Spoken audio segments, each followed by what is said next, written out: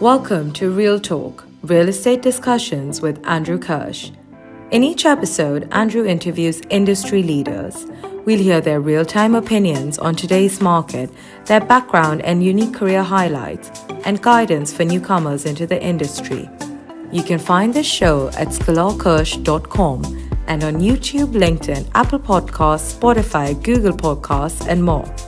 Now here's the host of Real Talk, Andrew Kirsh. Episode 57 of Real Talk. This week I have Dan Joseph on the show.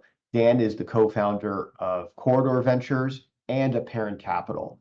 Corridor Ventures is a traditional multifamily student housing residential platform, but Apparent Capital is really the model of Berkshire Hathaway, but in the real estate industry, where Dan and Apparent Capital invest in private companies, public companies. They take co-GP positions, LP positions, across all asset classes. It's a really interesting conversation with Dan and his perspective on investing in real estate. Please enjoy my conversation with Dan Joseph. Hello, welcome to another edition of Real Talk. I am here with Dan Joseph, co-founder of Corridor Ventures and Apparent Capital. Dan, how you doing today? Good, Andrew. How are you? Great to see you. Good to see you. You know, it's funny hearing the intro, and I'm gonna let on a little secret because some people have asked me who is that woman who does the intro, and it's actually Bonnie Coley, and who's a former colleague of mine. And if it weren't for Bonnie, you and I would not have met each other. If you remember, we met at I think a YPO gathering in Vegas at the NMHC conference, if I recall. I do remember. Yes, she introduced us. She was, we got introduced when you and she were next to one another, and she was like a total spark plug, full of energy, brilliant, great, from London, I believe. Yep. It set us off on a great path, and we've been doing stuff and talking about deals and opportunities ever since. Yeah, absolutely. She's moved back to London. Actually, I'm going to see her next week. She's going to be in LA for a bit. So she's still close with me, my family, the firm. But I am glad that we met all at the same time. So Dan, for my audience who may not know both Corridor Ventures and Apparent Capital, what do you guys do? So Corridor Ventures was founded about 23 years ago by my partner, Hagen Brown, and myself, buying small multifamily and student housing properties in and around central Connecticut, where we both live and work. We built up a small portfolio of about 5 to 10 properties, and then we sold it to a REIT out of Australia that was trying to make inroads into student housing in the United States in about 2006. And that really was what propelled us into business, first as student housing, value-add student housing acquirers. And then starting in 2010, our primary business became multifamily value-add acquisitions. And we've probably done about $1 billion worth of transactions, all syndicated equity, variety of debt sources over the course of the last 23 years since we've been in business.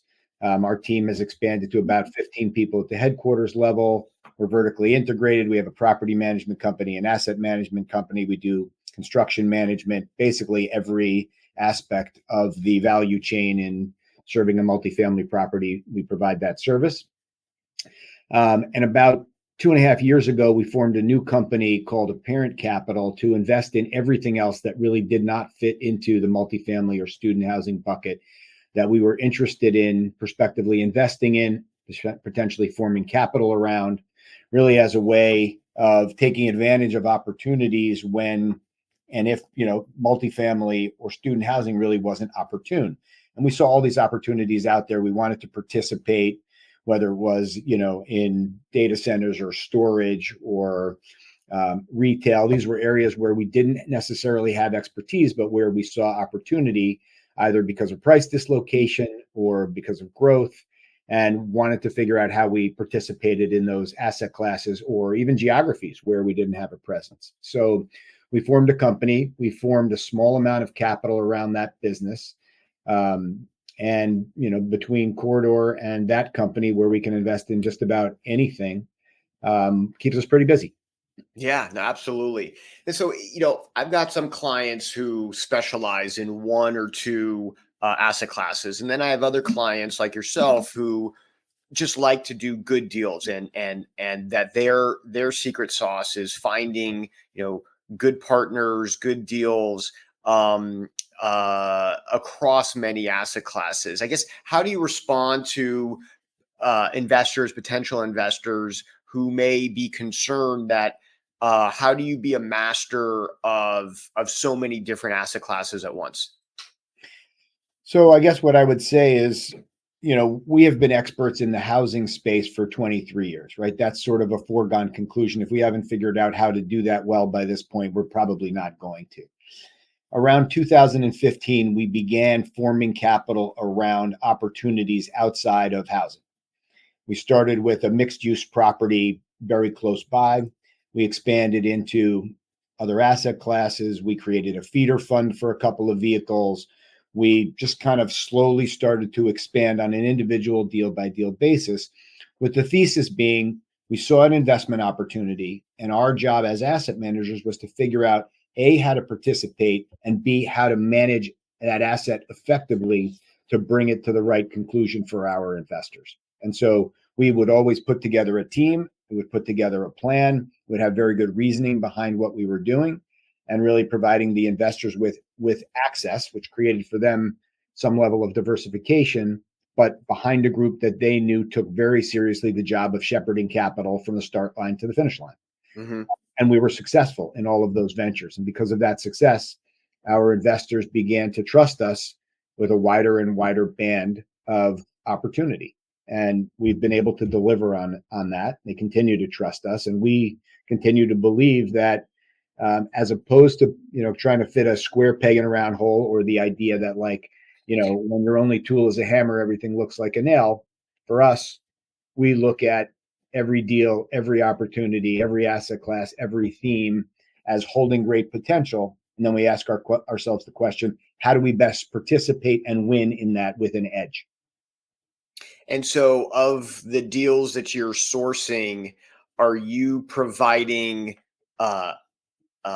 LP capital or co-GP capital to operator sponsors, or are you also on certain deals the GP who is executing the day-to-day operations and executing on the business plan?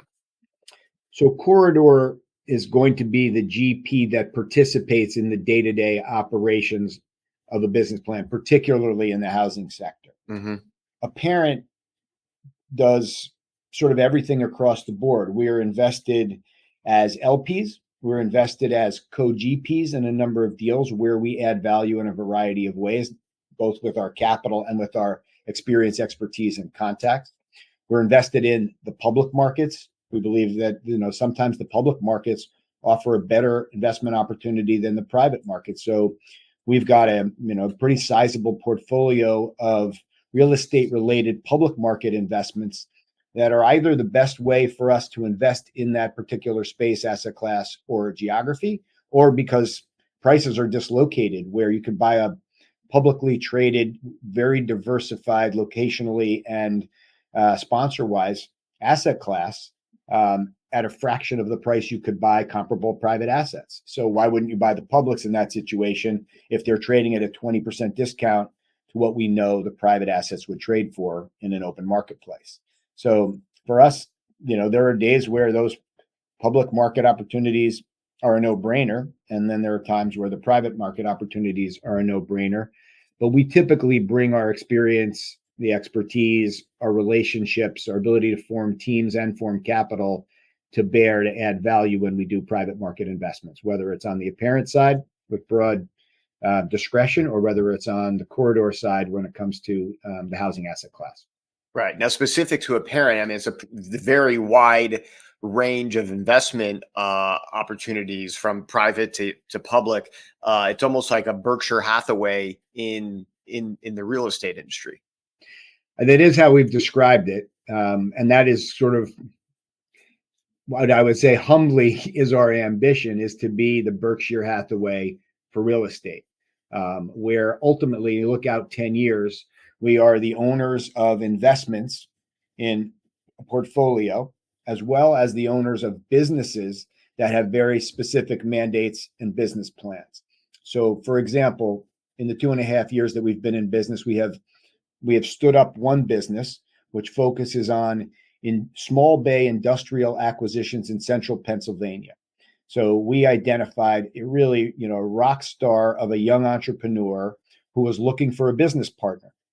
And we provided the entrepreneur with some capital, and we have weekly calls with him.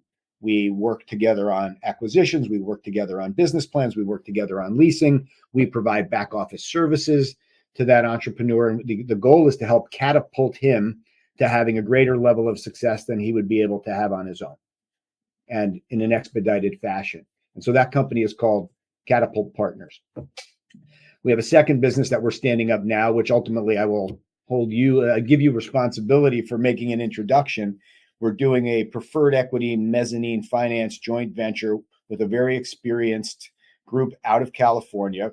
So we're going to have an East Coast, West Coast partnership, raising capital for and making investments in preferred equity across the real estate landscape. It could be in industrial deals. It could be in student housing deals. It could be in multifamily deals. It could be in a variety of any asset classes. So we're leveraging their credit and investing experience and structured finance with our ability to raise capital, brand the business, do due diligence, because of both Quarter and Apparent cover so much geography, so many asset classes, and so many entrepreneurs. We can bring that experience and knowledge to bear to help create an edge for that company. So Apparent will have stood up those two businesses, and over time we hope to stand up a hedge fund. We hope to stand up other businesses that focus on asset classes where we may not have the expertise, but we want to build the team that does have the expertise, that can find the deals, make the investments, and allow us to help bring our skills to bear to make it better. Mm-hmm. Now, how are you structuring your capital that you're bringing into these deals? Is it through a fund model? Is it through one-off syndications? How are you raising your own capital? So, for good or for bad, we've been in this business 23 years. We've never raised a fund. Mm-hmm. So we've done about $1 billion worth of transactions, all through syndicated equity and a small number of institutional equity deals. As we grow and as we really try to build out these two businesses now, try to increase the size of the deals that we do, increase the number of deals that we do, both on the Apparent and Corridor side, we are going to have to stretch ourselves and expand our network of high net worth investors, RIAs, groups that we work with, B, family offices, C, small institutions. I think that we have less interest in working with gigantic institutions, having had some experiences of that nature. It's just a lot of paperwork. It's a lot of red tape. It's a lot of things that impede us productively acting as entrepreneurs in the businesses that we engage in. And we don't want anything to slow us down. We don't want anything to impede our progress. We've got a great track record, and we want to continue to leverage our experience in building that track record further the way that we know how to do it. So a few months ago, we were together in San Diego, I think for another NMHC conference, and we had a very romantic walk on the beach or whatever, the boardwalk, and we got a smoothie to your favorite smoothie place. And I remember you telling me that your focus geographically is not for the most part not in the Sun Belt, and that you are focusing in perhaps in a more counterintuitive way in other markets, the Northeast, the Upper Midwest, and other markets. And I thought that was very interesting because for so much of my practice over the last several years has been dominated by Phoenix and Vegas and Texas and Florida. You had a counter trend. Now, since our meeting, over the last several months, I am hearing more and more of this concern about the Sun Belt and return maybe to coastal markets. So talk about your view, I guess, geographically of where you want to transact and where you see opportunities. So the first part of that question is, we want to geographically be where the best opportunities are. We Mhm. made most of our money in the Sun Belt markets between 2010 and 2020. And we've continued to invest in those markets, particularly in Texas, alongside a joint venture partner, and we'll continue to invest in those Sun Belt markets. This year, we're closing a deal in Grapevine, Texas, right now. We recently invested in and are co-GPs on a deal in Savannah, Georgia. So we're not ignoring those markets, but what we see is better pricing and quieter growth occurring in some markets that have been ignored over the last 10 to 15 years when the Sun Belt was so hot. The Sun Belt has gotten overpopulated with new supply. That new supply is hitting now. It's going to hit in the first half of next year. It probably won't fully absorb until 2026. And in the meantime, we can buy assets in the Midwest, in the Northeast, in our local geography at more attractive prices with current yield, in some cases with assumable debt, and with kind of quiet, say 3 to 7% inherent rent growth, and maybe more when you look at the value add opportunity. So why not participate in those deals? We may not have the same breadth of exit opportunities that we have when we buy something in Texas, or we buy something in Georgia, or we buy something in Florida. So when we put a property on the market recently in Florida, I think we had 260 groups, open the CA, and we had we were inundated with tours and interested parties. But the economics of transactions in the Midwest, the Northeast, right now are looking better than they are in some of the more populated markets where there's more competition and more new supply hitting. So again, I think the beauty of a parent capital is that we can go anywhere where we see the best opportunities. We can pursue those opportunities. When it comes to corridor, we have always been very partner oriented. So we're not greedy. We like joint ventures. We like the process of working with other groups and other people to try to make 1 + 1 = 3. And so we have formed multiple joint ventures with groups in certain geographies and certain asset classes that just let us participate and ride somewhat the wave of their expertise, their experience, and their knowledge of that area. So, in fact, this is another Andrew Kirsh introduction, which, if I'm going to plug you, I will tell your audience that you're about the best connector I know. But we are on our second for sure, and potentially third deal with a group with whom we're doing 50-50 joint ventures, buying multifamily housing assets. And so far, we've been focused on the Midwest, and our third deal is looking like it's going to be in the capital region of New York. So that's the opportunity set that we're pursuing. And again, partnership makes everything possible. If you don't have to own 100% of the assets, and you have the flexibility because you're not driven by fund mandates, can go into other asset classes, we can go into geographies, we can form partnerships, and the aggregate of that turns out to create a pretty sizable and enjoyable company to run. Yeah. Well, that group asked me, gosh, probably last year, do I know of anyone that's interested in the Midwest, particularly Ohio? And I said, I think I may have someone. So you're the one. And I guess the question is, it makes sense to me because a lot of our clients are having the same conclusions and thoughts with respect to the Sun Belt now as you did months ago. The concern of the oversupply and returning to markets that were either out of favor or just not in favor over the last several years. Let's talk about specific asset classes. Obviously, you're an expert in housing and you're doing a mixture of asset classes in a parent. Is there a particular asset class or two where you find there's more opportunities sitting here mid 2024? So let me preface this by saying I believe housing will always be an opportunity. And there are multiple ways to play housing, not just traditional multifamily, right? You've got Class A, you've got Class B, you've got Class C, you've got core plus, you've got value add. You've got affordable. There are so many ways to play housing. Build to rent is another one, single family build to rent. There will always be opportunities. Americans will always need a place to live.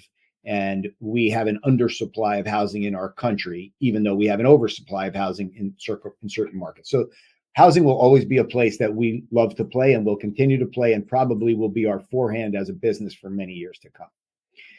But take an asset class like the data center business. Now, the data center business in the last, call it 2.5 years since artificial intelligence became a force in our economy, have been transformed. You had a stable, growing industry that was going to be predictably growing for many years to come, and now it has been infused by a tremendous amount of growth.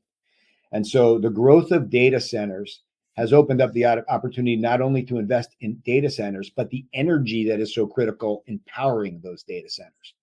So we call that real estate, which is the data center business. That's a legitimate real estate asset class.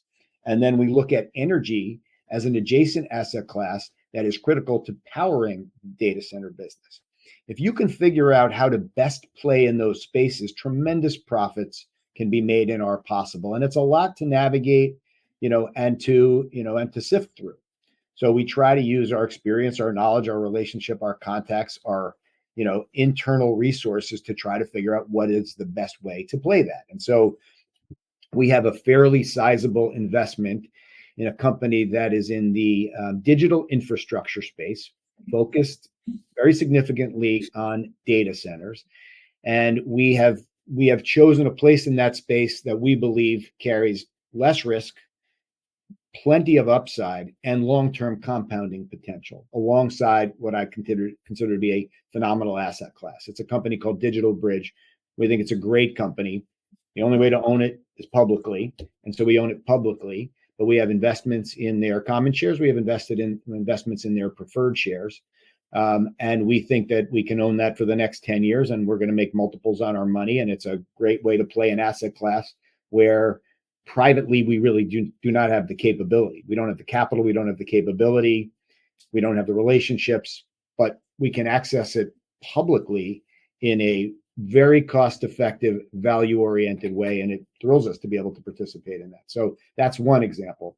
Another example is the retail space. So I'm going to say 2 years ago, we believed that the thesis of, hey, they haven't built any retail in this country in about 15 years. And post-COVID, it became clear that the bricks were just as important as the online component of retail. So we said, how do we most effectively invest in the retail space? It's not going to be on the development side. We don't even want to see anything get built. Probably isn't on the acquisition side, although we have a couple of small private investments there. How can we get involved on the public side of that? Turns out to be the best opportunity. And at the time, Simon Property Group was trading at a 7 times its FFO on a multiple basis, carried a 7 and change yield. We believed that yield was going to grow into the future. We felt like we could make a really good investment the same way we would make a private investment, just in a company that was geographically diversified, had the best assets in the world in its asset class. And so that turned out to be a great opportunity to invest in something. Storage is another opportunity. We created a self-storage partnership with a group out of Texas, and we have acquired one asset with them. We may acquire more assets with them. But that's kind of how we approach it. We say, what do we want to be invested in? And let's go find a group with whom we can partner to effectuate that investment strategy.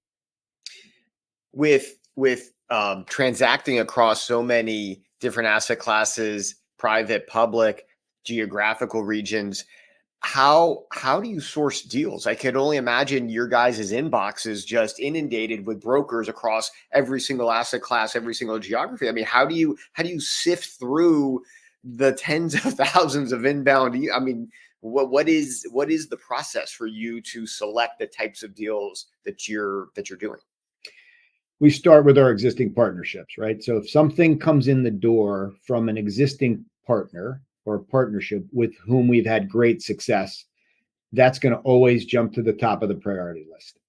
And so we'll focus on those opportunities. And those are the opportunities where we're also going to end up with the best economic terms. And the most trust exists there. Second, we look for opportunities that are presented to us by people that we know and that we trust. So, for example, and I think you know this and can vouch for me, every time you send me an opportunity, and there have been many, I respond to you almost instantaneously. And the response is, no, I don't think it's right. We're too busy. The response could be, no, I don't think it's right. We're really not interested in, Class A asset class at 4.5 caps, in Atlanta, Georgia right now. Or it's, hey, that's a really interesting idea. We would only participate on a GP basis in this kind of opportunity.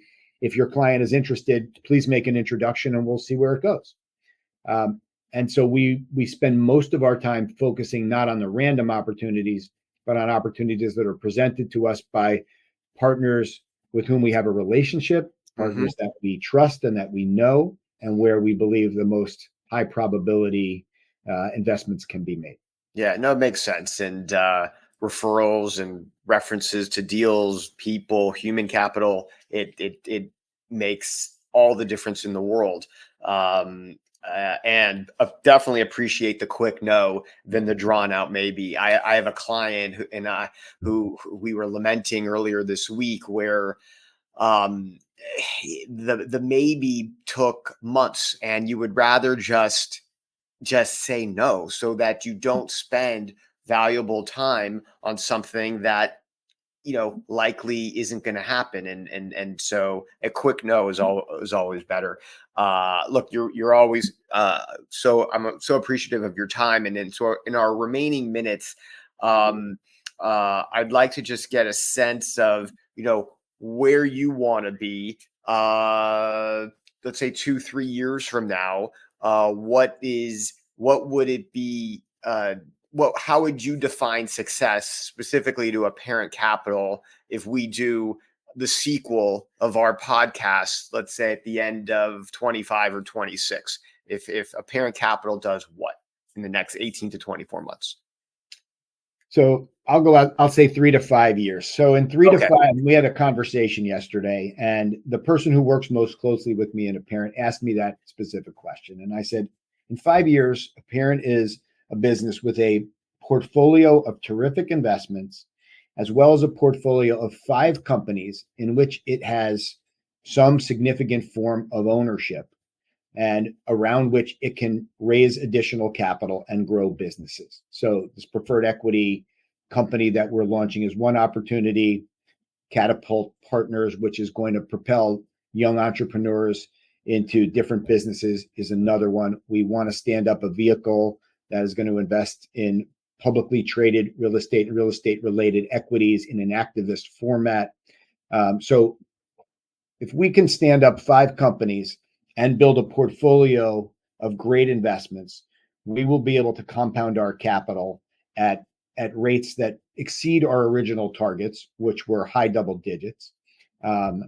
We will have an unassailable balance sheet and the ability to just kind of continue feeding a snowballing ecosystem that generates more and better opportunities, increasing capital that we can effectively deploy on behalf of our existing and future investors, and play a meaningful role in, participating in the economy, where, real estate touches every single asset of the economy or aspect of the economy, which is what we love about real estate.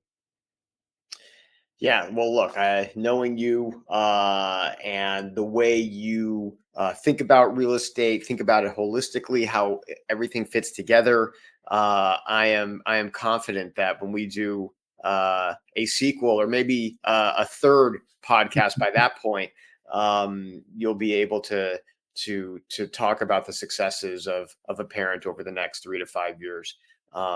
So Dan, I just want to thank you for coming on to the show, talking about your perspective on the market, which is certainly a unique perspective in investing in a holistic way that most of my clients, have a different approach. And it is certainly,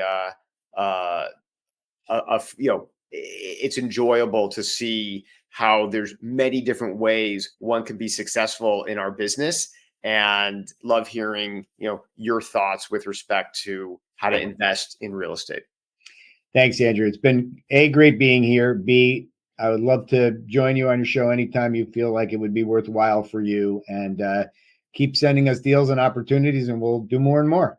I love it. All right, Dan. Well, thank you. Have a great rest of your day, and I'm sure we'll talk soon. Thanks, buddy. Take care. All right. Bye. Bye-bye. You've been listening to Real Talk, Real Estate Discussions with Andrew Kirsh. You can catch prior episodes at scholarkirsh.com and on YouTube, LinkedIn, Apple Podcasts, Spotify, Google Podcasts, and more. Thank you for your positive reviews, comments, and for sharing the show with others.